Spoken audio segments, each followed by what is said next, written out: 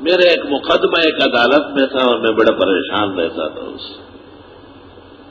وہ جج مجھے دیکھتے ہی ہول فول بکتا تھا ہر روز جب بھی پیش ہوتا تھا.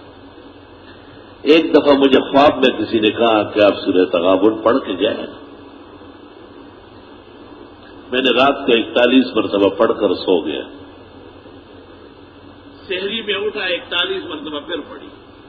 سنتوں میں بھی پڑھی اور فجر کی نماز کی پہلی رکعت میں پڑھی. دوسری میں سب بحسم ربک الاعلی پڑھی. عدالت جاتے جاتے پہنچتے پھر میں نے 41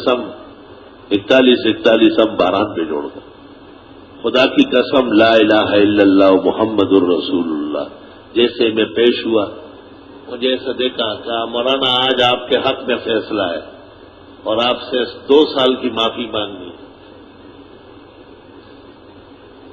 اور یہاں تک کہ فیصلہ لکھا سب کچھ کیا ہو. مجھے کہا آپ کو میں اپنی گاڑی میں گلشن چھوڑ کے آتا ہوں. جج گیا. میں نے کہا اللہ اس صورت میں آپ نے کیا کمالات رکھے اور ہم اس سے نادان اور بے خبر ہیں. دنیا اور دین کے ہر مشکل کے لیے آپ اس کو پڑھا کریں. پڑھتے پڑھتے آپ کا وظیفہ بن جائے گا.